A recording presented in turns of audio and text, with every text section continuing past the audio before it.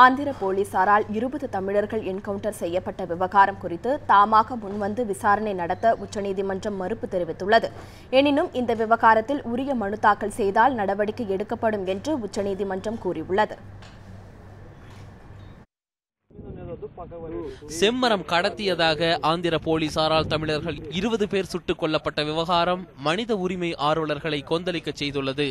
இந்த விவகாரம் குறித்து உரிய விசாரணை நடத்தப்பட வேண்டும் என வலியுறுத்தப்பட்டு வரும் நிலையில் தானாக முன்வந்து இந்த விவகாரத்தில் தலையிட்டு நடவடிக்கை எடுக்குமாறு உச்சநீதிமன்றத்தை கிருஷ்ணமூர்த்தி என்கிற வழக்கறிஞர் நாடினார். அவரது கோரிக்கையை தலைமை நீதிபதி தத்து உள்ளிட்டோர் அடங்கிய அமர்வு பரிசீலித்தது. தாமாக முன்வந்து இந்த விவகாரத்தில் தலையிட முடியாது என்று கூறிய நீதிபதிகள் தனியாக பொதுநலன் மனு தாக்கல் செய்தால் உரிய விசாரணை நடத்தப்படும் என்று கூறினர். திருப்பதியில் நடத்தப்பட்ட என்கவுண்டர் அரசியல் சாசனப்படி குற்றமாகும் என வழக்கறிஞர் கிருஷ்ணமூர்த்தி தெரிவித்தார். பலியான அனைத்து தொழிலாளர்களும் முன்கூட்டியே பிடித்து வைக்கப்பட்டு ஆந்திர முதல்வர் மற்றும் டிஜிபி உதவியுடன் சுட்டுக் கொல்லப்பட்டுள்ளனர். இது போலி என்கவுண்டர். அரசியல் சாசன சட்டம் 21 படி மனித உரிமை விதிகளை மீறிய குற்றமாகும். இதற்கிடையே செம்மர கடத்தல் என்கவுண்டர் விவகாரம் தொடர்பாக ஆந்திர முதல்வர் சந்திரபாபு நாயுடுவிடம் மத்திய உள்துறை அமைச்சர் ராஜ்நாத் சிங் தொலைபேசியில் தொடர்பு கொண்டு விவரங்களை கேட்டறிந்துள்ளார்.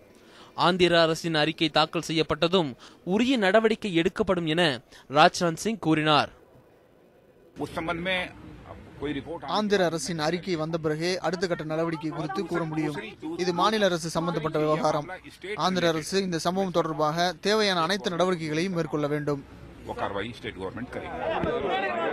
திருப்பதி என்கவுண்டர் சம்பவத்தை பல்வேறு அரசியல் கட்சிகளின் தலைவர்களும் கடுமையாக கண்டித்துள்ளனர். விலங்குகளை கொல்வதற்கு கூட தடை உள்ள நிலையில் மனிதர்களை கண்மூடித்தனமாக சுட்டுக் கொள்வது எந்த வகையில் நியாயம் என விஜயகாந்த் கேள்வி எழுப்பினார். வேலை கொடுத்திருந்தாதான் ஒழுங்கா இருக்கும்ல, ஏன் வேலை கொடுக்கல தமிழக அரசு? சொல்லுங்க பாப்போம். தமிழக அரசு வேலை கொடுத்தா எதுக்காக இவங்க அங்க போறாங்க? ஏற்கனவே 85 லட்சம் பேர் இன்னும் வேலை வாய்ப்பு அலுவலகத்தில் என்ன பதிவு பண்ணியிருக்காங்க. இவங்க வேலை கொடுத்திருந்தா அவங்க ஏன் போக போறாங்க அங்க? பாதிக்கப்பட்டவர்களுக்கு உரிய நீதி கிடைக்க தமிழக அரசும் ஆந்திர அரசும் நடவடிக்கை எடுக்க வேண்டும் என தமிழ் மாநில காங்கிரஸ் தலைவர் ஜி கே வாசன் வலியுறுத்தியுள்ளார். திருப்பதி வனப்பகுதியில் மனிதநேயமற்ற செயலில் ஈடுபட்ட அதிகாரிகளை கடுமையாக கண்டிக்கிறேன். குற்றவாளிகள் தண்டிக்கப்பட்டு பலியானவர்களுக்கு நீதி கிடைக்க ஆந்திர அரசும் தமிழக அரசும் உரிய நடவடிக்கை எடுக்க வேண்டும்.